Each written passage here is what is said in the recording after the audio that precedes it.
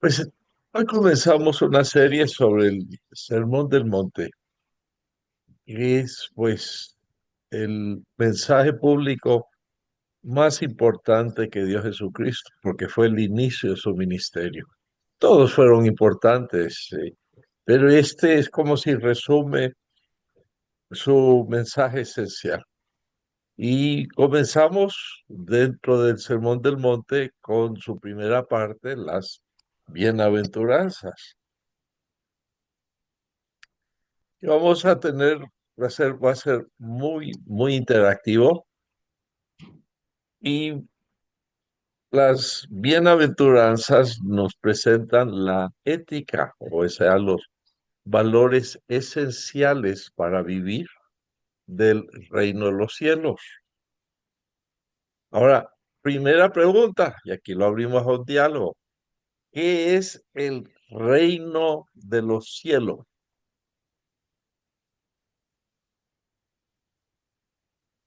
Vamos, a ver, ayúdenme. ¿Qué es el reino de los cielos? Pues no se peleen. Ok, Bueno, les voy para a mí dar. el reino de los cielos es donde ¿Cómo todos dice pensamos. Tita? Para mí el reino de los cielos, pues es donde todos pensamos morar, ¿verdad? Donde creemos que vamos a pasar la eternidad. Muy bien. Y es cierto, el reino de los cielos es, y, es una descripción de la vida y esa vida incluye pues la vida eterna, pero también incluye la vida en este lado de la eternidad, porque Jesucristo dijo, he venido para que tengan vida y vida en abundancia. Y en realidad el reino de los cielos sí es una de las descripciones más perfectas de lo que es la vida. Muy acertado, Tito. ¿Alguien más? ¿Qué significa el reino de los cielos? Les doy una pista para los que han estudiado INSTE. Mateo escribe para los judíos y los judíos tenían una costumbre en cuanto a una palabra que no pronunciaban. ¿Cuál era la palabra que no pronunciaban? El nombre de Dios. El nombre de Dios. Así es. Así es. Y es por eso es que Mateo, que escribe a los judíos, usa la expresión reino de los cielos, que es lo mismo que el reino de Dios. Ahora, a ti te ha dicho acertadamente que el reino de Dios es equivalente a la vida. Pero ¿qué más podemos decir del reino de Dios? Es donde Dios gobierna, Así es, donde Dios donde Dios gobierna, gobierna. es donde se hace su soberana voluntad. Así es. Y entonces está describiendo no tanto un territorio, por decir el reino de España, el territorio que cubre España, sino más bien es la expresión de Dios donde Él ejerce su soberanía. Pero ese reino en este momento es voluntario y tú tienes el derecho y la libertad de someterte a Él o rechazarlo. Que Dios es un caballero y Dios es generoso, y porque Dios está buscando a un pueblo que lo ame a Él, que lo ame sabiendo de que Él es el dueño de todo, porque Él es el creador, todo le pertenece. Pero ese rey es generoso y permite que las personas escojan si quieren estar bajo su reinado o no. Claro, las consecuencias son tremendas. El que escoge estar bajo su reinado tiene, como dijo Tita, vida eterna que comienza aquí, eh, y incluye todas las acciones buenas de Dios a favor de aquellos que se someten a su reino, que en realidad es la mejor descripción de la vida. es ver la mano de Dios, quien es el dueño, quien es bueno, bueno y desde a un nivel impensable, indescriptible. Y eso él favorece a las personas que escogen estar bajo su reino.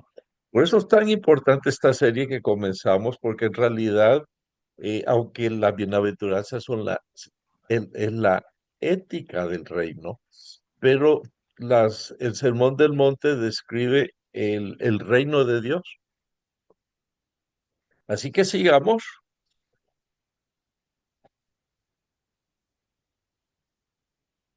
Te hemos preguntado qué es el reino de los cielos y seguimos porque estamos ahora entrando ya a las bienaventuranzas.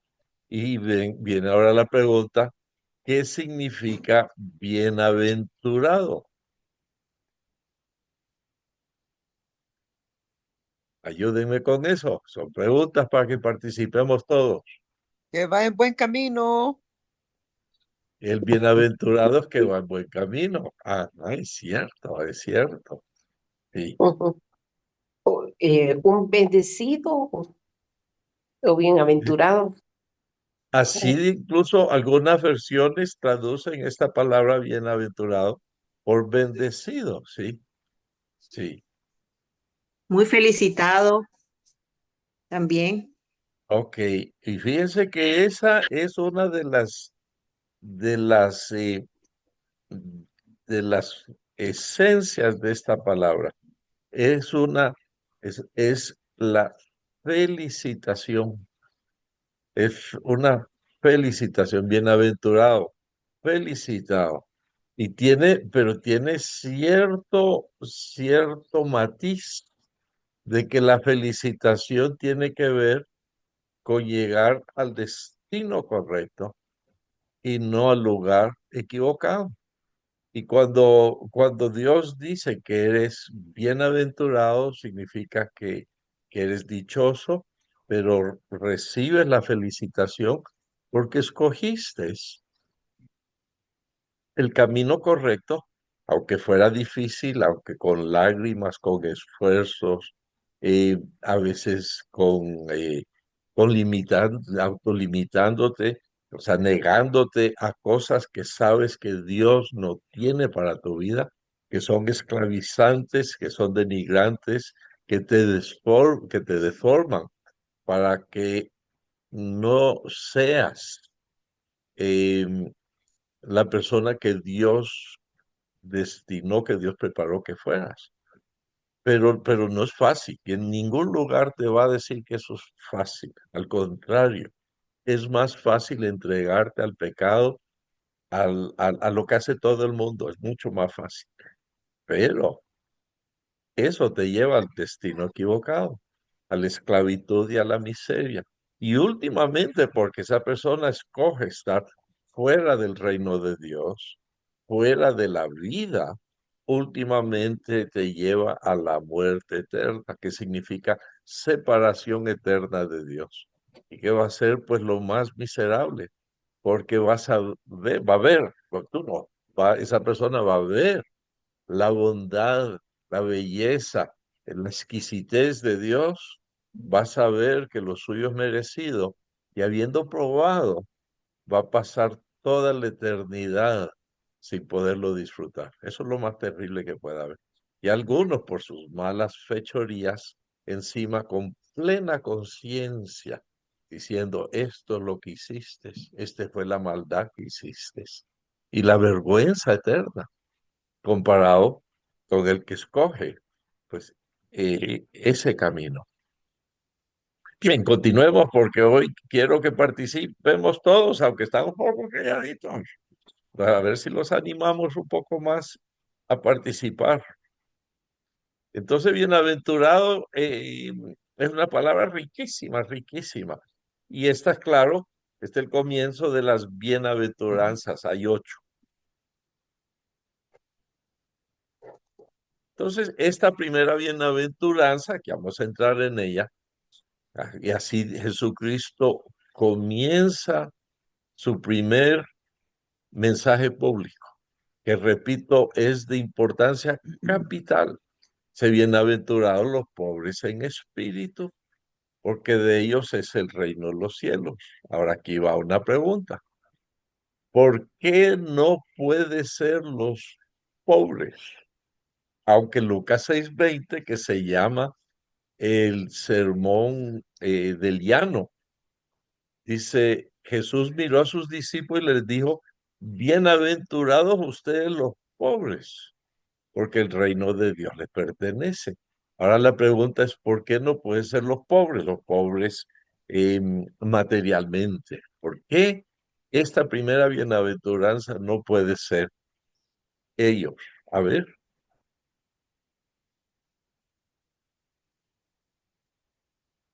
Hola, pastor. Ah, René, ¿qué hubo?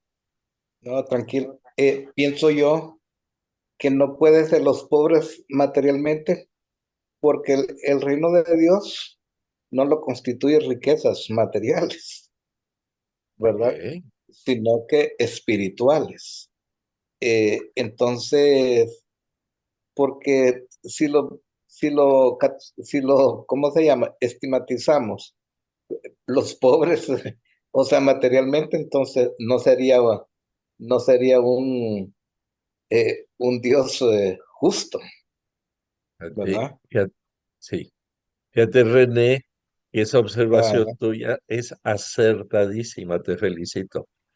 gracias, Y pastor. no la había leído en los que he estudiado de este pasaje, pero le das en el clavo. Y tienes toda la razón. Pero también tiene más, claro, tiene que ver con lo espiritual y no lo material, dice René. Sí, sí. Acertadísimo.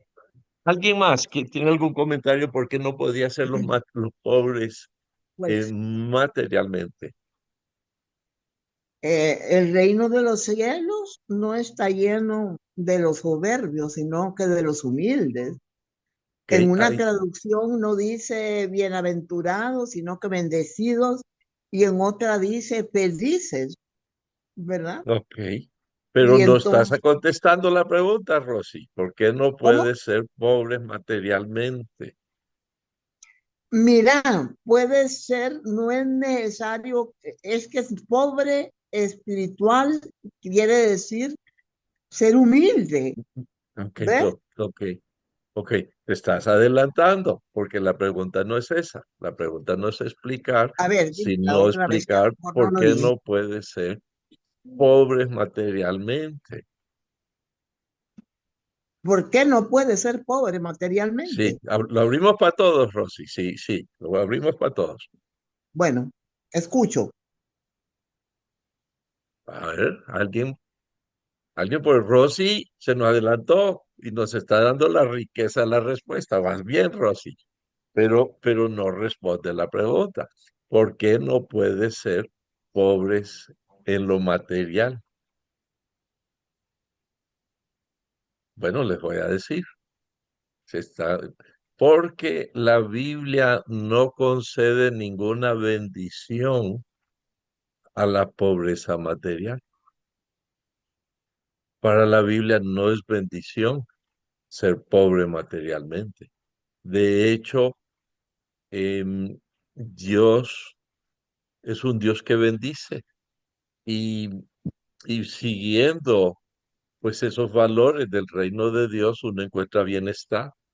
Aquel que se bebía, le pagaban y se bebía el dinero, gastaba en andar trasnochando en Lupanares, pues ya su dinero lo invierte en su familia, en bienestar, y ya cambia su situación. En ningún lugar de la Biblia vas a encontrar una bendición para la pobreza, porque Dios es un Dios que bendice. Pero hay una advertencia muy grande y esto es importante. Y eso es lo que esto es lo que destaca para mí el pasaje de Lucas, que tiene un sentido paralelo. Sin embargo, las bendiciones de Dios que llevan normalmente a las personas a abundar, o por lo menos salir de la miseria, eh, llevan a muchas personas las bendiciones de Dios a un bienestar que se olvidan de Dios. E históricamente las naciones que han aplicado los valores del reino de Dios y han prosperado, han, también se han olvidado de Dios. Y ese es el problema, que las personas recibiendo bendiciones de Dios se olvidan de Dios, aunque Él fue el que los bendijo y el que les dio esa prosperidad. Y eso lo hemos visto cantidad de veces, tanto en naciones históricamente como en personas que a veces se han conocido, tal vez no tanto en la iglesia, sino fuera, y que les va bien y se olvidan de Dios. Ahora, pero repito, entonces, no, cuando dice pobreza en espíritu, no está hablando de la pobreza material, porque la Biblia no confiere bendición para la pobreza. La pobreza más bien, normalmente, a veces es un tiempo de prueba, pero normalmente más bien es la ausencia de Dios, la ausencia a la obediencia a Dios. Entonces, bueno, seguimos también calladitos hoy. Es interesante eso de la ausencia de, nunca lo había entendido así.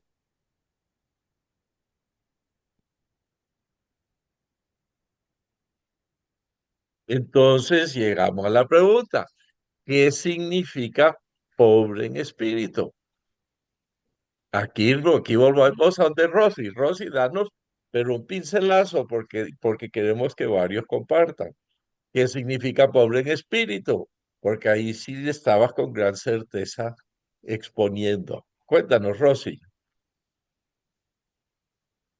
Johnny, yo he escuchado que ser pobre de espíritus es una persona que está totalmente sometida y rendida a Dios. No sé si esa expresión es válida. Antes con lo que habías dicho era más acertado. ¿Mm? Lo que dijiste al principio, cuando yo te dije que te estaba adelantando, le Sí, habías sí, sí. atinado mejor. No, pero es que me estoy acordando, esa no es No, mi pero opinión. es que no, no ese es el valor que tiene. No, no ese es el valor. Gina, A veces permítame Manuel, la que humildad. estamos los dos bueno, aquí. Manuel, venga. No, ya lo hemos hablado anteriormente, que es Sí, la persona eh, que acepta que está en bancarrota espiritual, que no puede él solo resolver sus problemas ni seguir adelante sin el apoyo del Señor. Una persona que así es. reconoce su miseria espiritual, que reconoce que él no puede solito, sino que necesita del Señor. Entonces, eh, esa persona obviamente tiene que humillarse, como decía Rosy, tiene que ser humilde para reconocer eso y eso le cambia el carácter a una persona más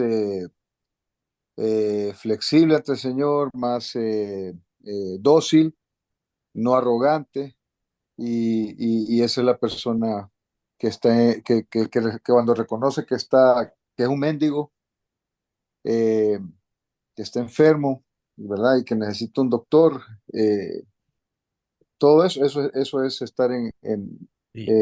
pobreza espiritual. Ahora, esto es lo importante, que Rosy hablaba de esa persona que, que se esforzaba y se entregaba totalmente a Dios, pero esto destaca todo lo contrario. Destaca no el esfuerzo humano, aunque esa es una realidad, la respuesta a la gracia, que la respuesta, porque tiene que haber una respuesta. Pero esto lo que destaca más bien es nuestra incapacidad para poder ganarnos el favor de Dios y demuestra nuestra bancarrota espiritual. ¿Alguien más quiere comentar?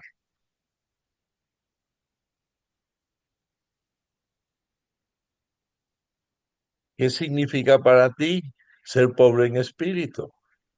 A ver, José, la estás bien calladita hoy y casi siempre tiene muy buenos comentarios. ¿O estás en el trabajo? No, pastor, es que como Cristiana se compromete el sábado, entonces andamos también haciendo mandados, pero aquí estamos en el carro escuchando la prédica. Ah, bueno. Ok. Bueno, sí, porque estás calladita. ¿Alguien más? A ver, ¿qué Para, significa? Tita, ajá. dinos. O sea, para mí una persona pobre en espíritu es una persona pusilánime, ¿verdad? O sea, que es una persona como una hoja que se la lleva el viento, que no tiene una posición clara, pienso yo, ¿verdad? Acerca eh, de sus convicciones y Ok. de lo que él busca y de que realmente saber de que Dios es su Salvador y tener esa fe, esa confianza en él, sino que como que siempre duda. Entonces me parece que es una persona pobre de espíritu, pues. Tita, aunque la Biblia hace advertencias sobre esa actitud, pero me parece que aquí más bien está destacando algo muy distinto. No una Eh, persona pusilánime, como expresaste, que se la lleva al viento, sino todo lo contrario.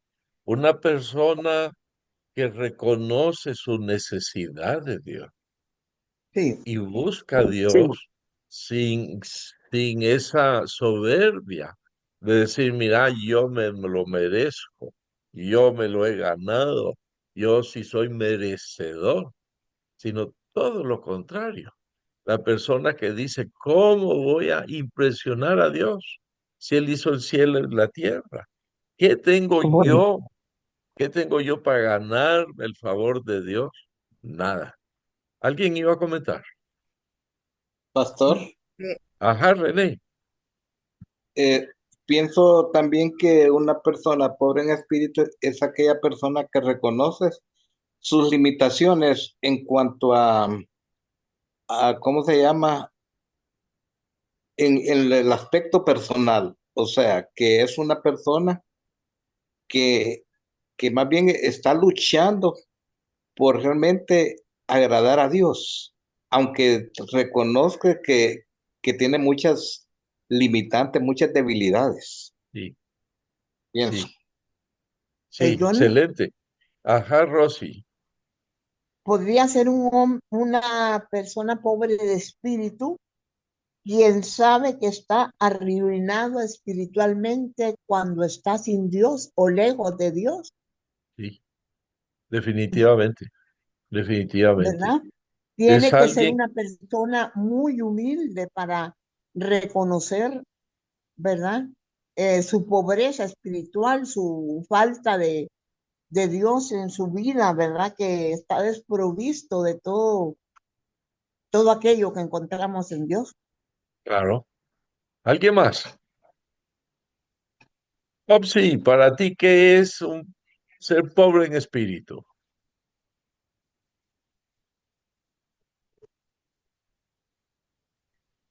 Pastor. Em, bueno, comparto lo que dijo Rosy, que pobre de espíritu es como saber reconocer la necesidad que tenemos de Dios, tal vez, y Sí, esa humildad que es decirle, Señor, o sea, esa miseria que sentimos cuando estamos lejos del Señor, ese vacío, y decirle, Señor, sin ti no somos nada, y no sé, algo así, la humildad que vas para muy bien, reconocer. excelente. Lo que estás diciendo, excelente, excelente. Juancho, Sí, la ¿estás humildad. ahí? ¿Quieres comentar? El pobre en espíritu. Sí, sí, señor. Yo pienso de que el rico es un antónimo de rico, de rico. El pobre es es falto de orgullo. Sí, Eh, Creo de que un pobre en espíritu no puede ser orgulloso. así es. Y es lo contrario de un rico que se cree. que todo lo tiene y se enorgullece. El pobre en espíritu no se puede exaltar a sí mismo, exalta a Cristo. Ese es mi comentario. Excelente descripción, excelente. Quiero amarrar esta parte y de ahí les voy a leer dos expresiones de D.A. Carson, que se le considera el especialista en el Nuevo Testamento, teólogo del Nuevo Testamento, tal vez el más respetado de todos los tiempos. Pero evidentemente el pobre en espíritu es aquel que tiene una necesidad total de Dios y la reconoce, reconoce que no puede impresionar a Dios, que no tiene nada para decir, Dios, aquí estoy yo, que, que me las sé todas, que las puedo todas, sino aquel que dice, Dios, yo te necesito con todo mi ser y no tengo nada que ofrecer para poder ganar tu favor, pero te necesito, Dios. Y Jesucristo fue claro, que Dios reina, dice, porque Dios es el reino de los cielos, que Dios reina en esa persona que tiene la humildad de poder acercarse a Dios y decir, te necesito.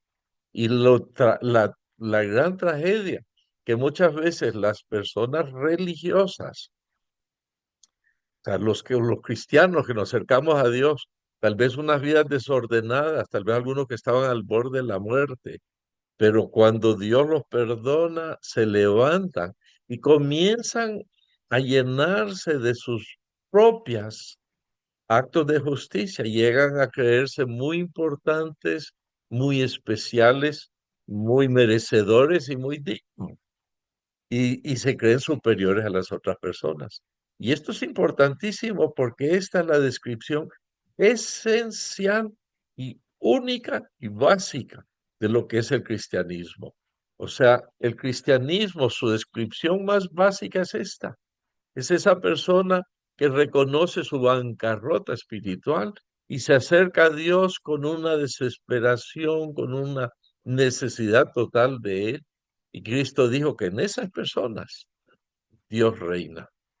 Entonces, tener cuidado cuando te va bien espiritualmente, cuando Dios hace milagros en tu vida y tal vez Dios te da algún don poderoso, sanidad, profecía o qué sé yo, milagros. Y de pronto llegamos a creernos muy especiales y nos elevamos a tal punto que perdemos la base esencial de lo que es el cristianismo. Quiero leerles dos pasajes para cerrar esta parte. Una es, uy, vamos a ver, permítame. Dice D.A. Carson en su libro El Sermón del Monte Jesús, dice, sospecho, perdón, que no hay orgullo más mortal que el que tiene sus raíces en un gran saber, una gran piedad, miren esa palabra, externa, o una defensa ostentosa de la ortodoxia, aquel que defiende la fe ante las personas. Ni sospecha, no pone en tela de juicio el valor del saber, la piedad o la ortodoxia. Más bien expone a los creyentes al resplandor pleno de esta bienaventuranza. El orgullo basado en virtudes genuinas tiene el mayor potencial de autoengaño. Pero nuestro Señor no permitirá nada de eso. Él insiste en la pobreza de espíritu, un reconocimiento pleno, honesto, factual, consciente y concienzudo ante Dios de la indignidad moral personal. Es, como he dicho, la forma más profunda de arrepentimiento. Y sigue diciendo, no es sorprendente entonces que el reino de los cielos pertenezca a los pobres de espíritu. Al comienzo mismo del Sermón del Monte, aprendemos, o sea, con esta primera bienaventuranza, aprendemos que no tenemos los recursos espirituales para poner en práctica ninguno de los preceptos del sermón. No podemos cumplir las normas de Dios por nosotros mismos. Debemos acudir a Él y reconocer nuestra bancarrota espiritual, vaciándonos de nuestra justicia propia, autoestima moral y vanagloria personal. Vaciados de estas cosas, estamos listos para que Él nos llene. Gran parte del resto del Sermón del Monte está diseñado para eliminar estos autoengaños de nosotros y fomentar dentro de nosotros una genuina pobreza de espíritu. La autenticidad y profundidad de este arrepentimiento es un requisito primordial para entrar en la vida. Vamos a orar para que Dios nos afirme, para que Dios ponga un sello en nuestros corazones de poder vivir una vida ante Dios de pobreza espiritual, o sea, una necesidad total, desesperada ante Dios para que Él llene nuestras vidas. Padre, en el nombre de Cristo, estamos delante de ti para que tú nos llenes de ti, porque te necesitamos desesperadamente. Necesitamos, Señor, de tu gracia, de tu perdón, de tu favor. Y Dios, no tenemos nada, pero nada con qué comprarlo. No tenemos nuestra eh, propia justicia. Son como trapos de inmundicia ante ti. Pero te necesitamos, Señor. Y al buscarte con fervor, con todo nuestro corazón, con toda nuestra fuerza, con todo nuestro ser, tú dices que son esas personas a donde Dios reina, donde Dios se manifiesta con todo lo que Él es y con todas sus bondades. Así que, Padre, en el nombre de Cristo, ayúdanos a nunca perder de vista esta primera bienaventuranza, porque es la base esencial de todo lo que hay en tu reino. En el nombre de Cristo pedimos. Amén.